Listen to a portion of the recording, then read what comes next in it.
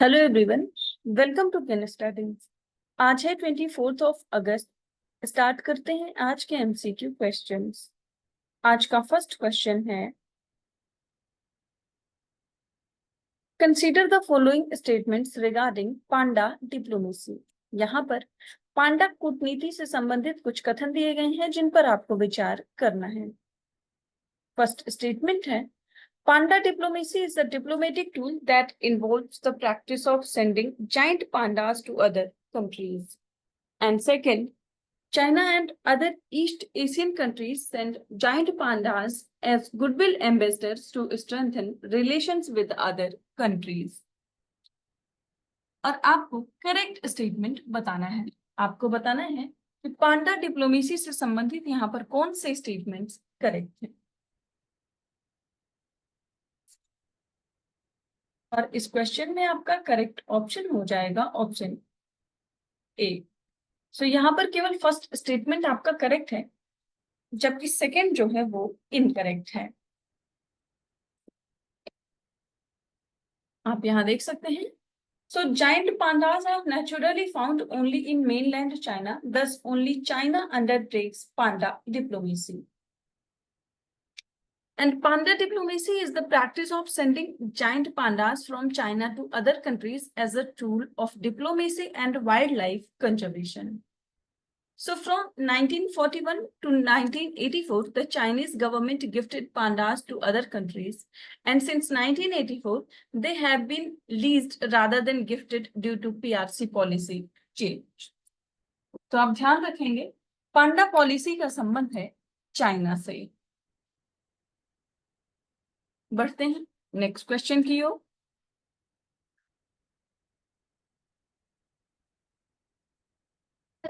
Been recently appointed as the permanent representative of India to the United Nations in New York.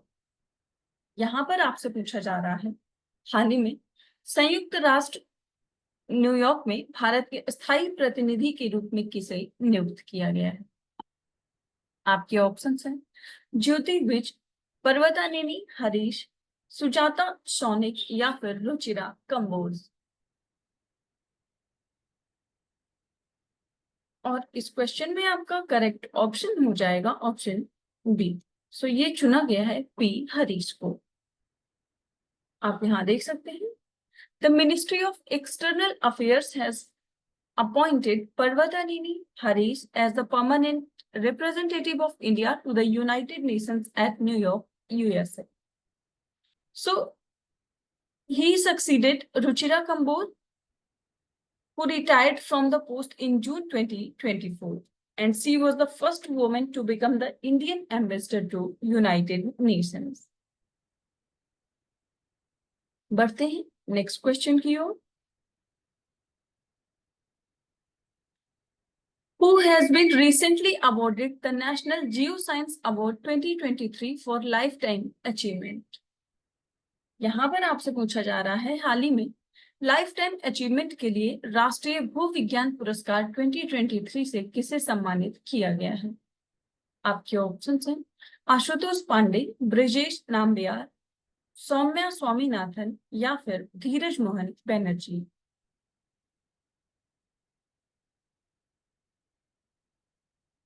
और इस question में आपका correct option हो जाएगा option D.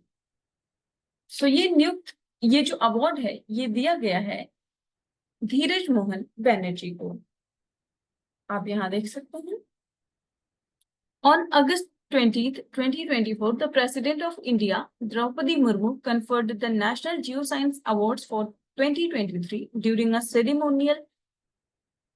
ceremony organized at Rashtrapati Bhavan Cultural Center in New Delhi. So a total of 12 awards to the 21 geoscientists, including academicians and professionals from across the country, were honored under 3 categories. और ये categories हैं national geoscience award for lifetime achievement, national geoscience award and national young geoscientist award.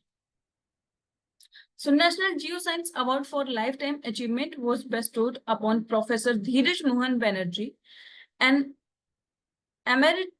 scientist at the Indian National Science Academy, New Delhi, for his pioneering research on phosphorides, isotopes geology, and organic geochemistry of the Precambrian sedimentary rocks in India.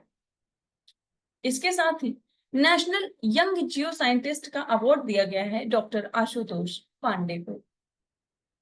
और national geo science awards की बात करें तो it is one of the oldest and most prestigious honours in the field of in this field of research, and इसको establish किया था ministry of mines 1966 में। बढ़ते हैं नेक्स्ट क्वेश्चन की ओर।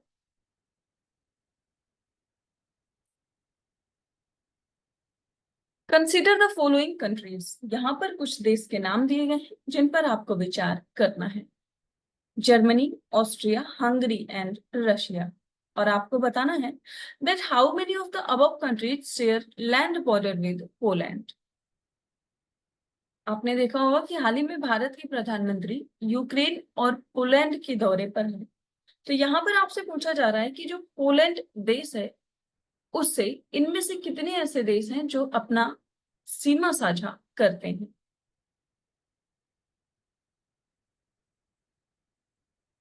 इस क्वेश्चन में आपका करेक्ट ऑप्शन हो जाएगा ऑप्शन बी। सो केवल दो ही देश ऐसे हैं जो अपनी सीमा साझा करते हैं।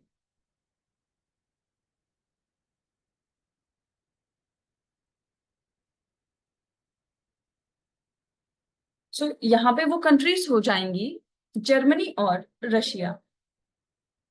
आप यहाँ देख सकते हैं।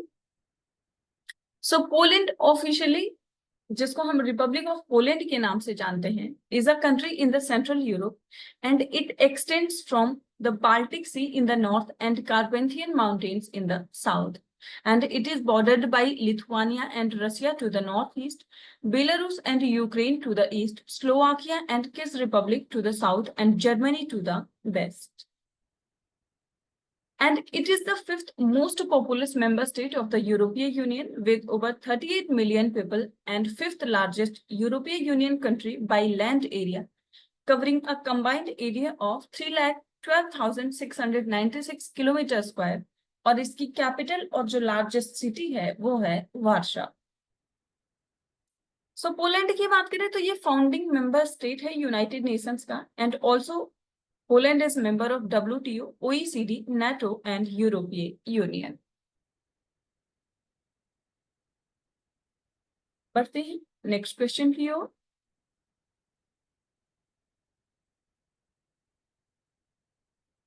Received the Men's International Cricketer of the Year award at the SEAT Cricket Rating Award 2023 and 24।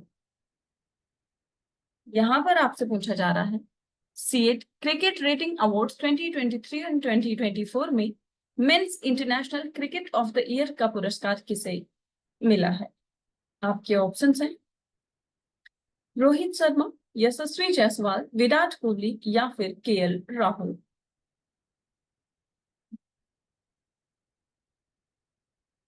और इस क्वेश्चन में आपका करेक्ट ऑप्शन हो जाएगा ऑप्शन ए।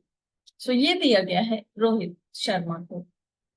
आप यहाँ देख सकते हैं Rohit Sharma received the Men's International Cricketer of the Year award at the SEAT Cricket Rating Awards 2023 and 24। इसके साथ ही Virat Kohli was named the Men's ODI Batter of the Year, while Mohammad Shami has been named the ODI Bowler of the Year. Rahul Dravid has received the Lifetime Achievement Award at the SEAT Cricket Rating Awards 2023 and 24.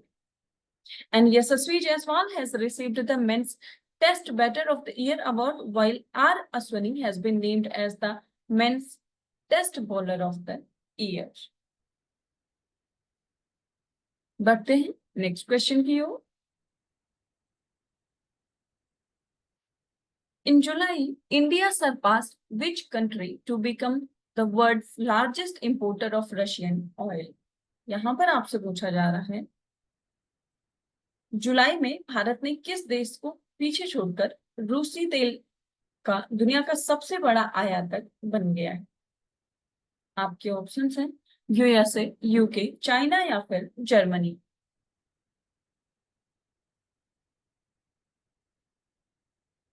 और इस question में आपका correct option हो जाएगा option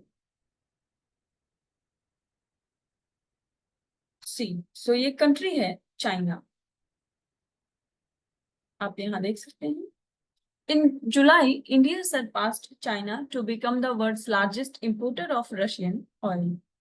And July saw a record import of 2.07 million barrels per day of Russian crude, and this accounted for 44% of India's total import. And that was more than China's 1.76 million barrel per day of oil imports from Russia through pipelines and shipments in July. So since Russia started its war against Ukraine in February 2022, India's trade with Russia has grown mainly as a result of imports of oil and fertilizers. बढ़ते हैं next question की ओर। Given a A+ rating in the Global Finance Central Banker Report Cards 2024 for the second consecutive year. यहां पर आपसे पूछा जा रहा है global finance central banker report का 2024 में लगातार दूसरे वर्ष A+ रेटिंग किसे प्रदान की गई है। आपके ऑप्शंस हैं उर्जित पटेल, शक्तिकांत दास, रघुराम राजन या फिर निर्मला सीतारमण। और इस क्वेश्चन में आपका करेक्ट ऑप्शन हो जाएगा ऑप्शन बी। सो ये जो A+ की रेटिंग है ये दी गई है आरबीआई के गवर्नर शक्तिकांत दास को। आप यहाँ देख सकते हैं। For the second consecutive year, RBI Governor Shaktikant Das has been given an A+ rating in the Global Finance Central Banker Report Card 2024.